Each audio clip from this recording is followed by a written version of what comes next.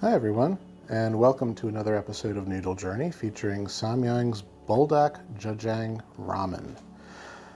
I promised last time that I'd circle back to my Korean noodles for a few episodes, and so I think it's time we get back into the Buldak product line, especially because there are some new varieties coming out and I haven't even gotten through the old ones yet. You might already be familiar with Jjajang through either your own culinary experiences or my past review of Nongcheng Chapaghetti. But for the uninitiated, this is a Korean black bean sauce derived from Chinese black bean sauce. It's still a relatively new flavor to me, but I like what I've had so far. It's an earthy, slightly sweet, thick sauce that goes great with noodles. And I want to try more of it because I imagine the flavor and consistency of the sauce is going to vary based on the manufacturer. And we're on a quest to find the best, right? Maybe that's Chapaghetti, maybe it's something else. Maybe it's this. So here we have Samyang's Buldak Jjajang variety, and that means that Samyang is taking that sweet, earthy goodness and turning it into a mouth-burning good time.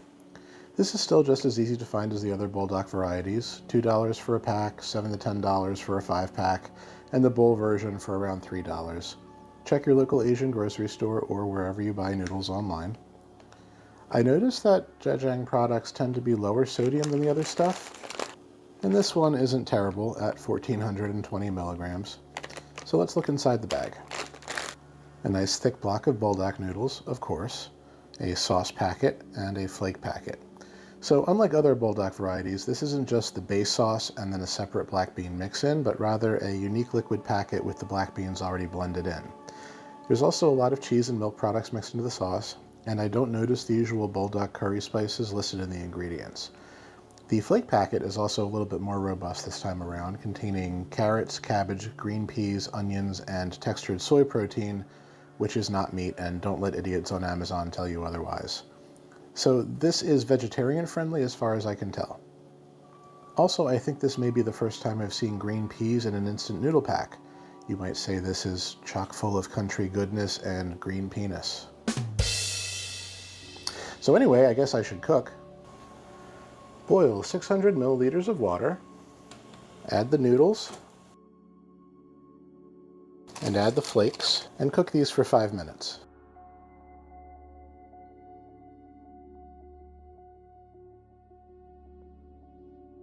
Alright, so these are done. We're going to drain these, but first reserve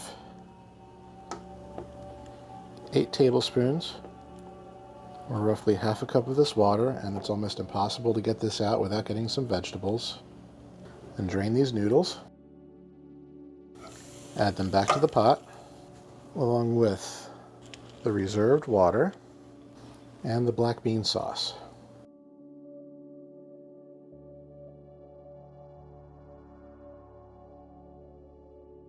Turn the heat back on and stir fry this all together for about 30 seconds.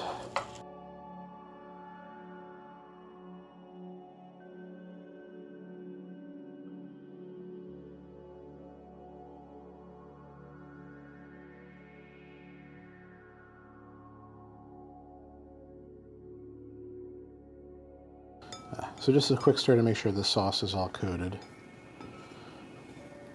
I gotta say, this smells really awesome.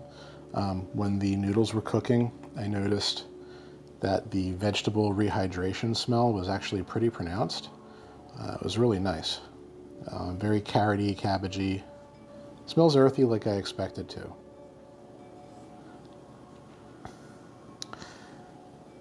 So let's see how it tastes.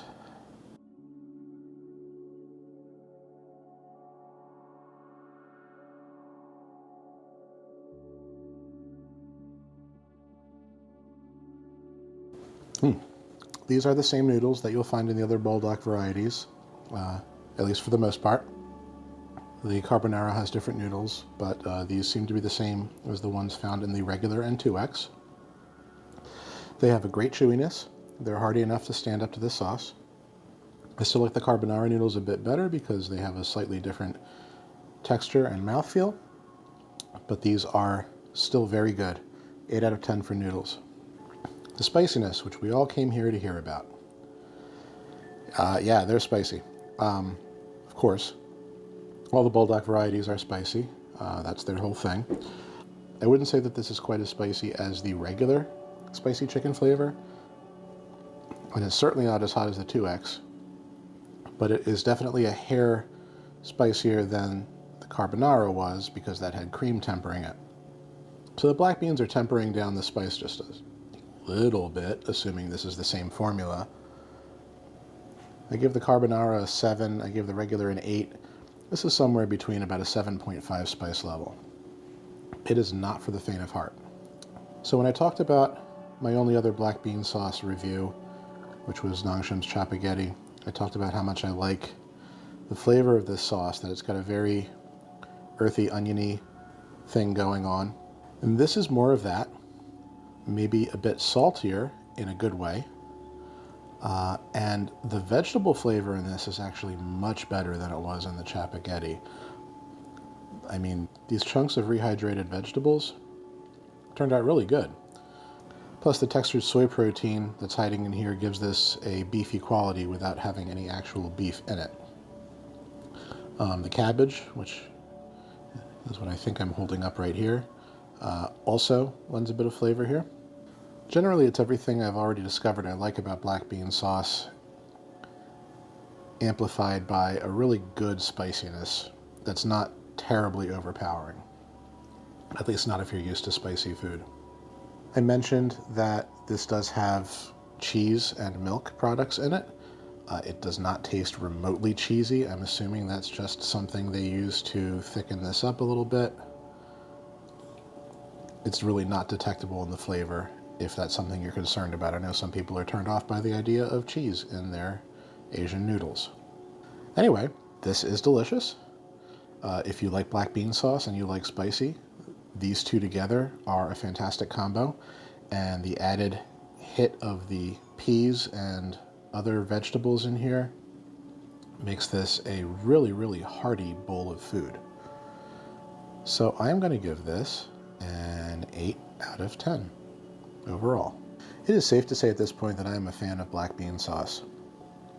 Up until a few weeks ago, I'd never had it before, and now it's something that I think I'm going to start craving, which is good because I do have other black bean sauce noodles to work my way through. I'm also continually impressed by the flavor of Samyang's Buldak noodles, spice notwithstanding. Every single one of them has had incredibly good flavor, as long as you can tolerate the spice. In the case of the 2X, of course, I wimped out.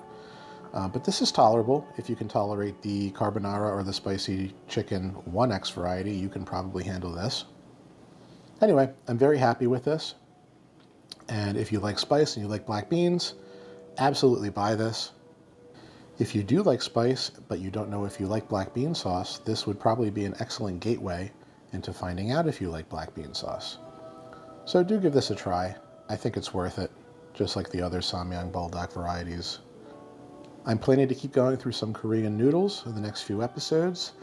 If you have a favorite that I haven't reviewed yet, please let me know, and we'll see if we can work it in, assuming I have a package of it.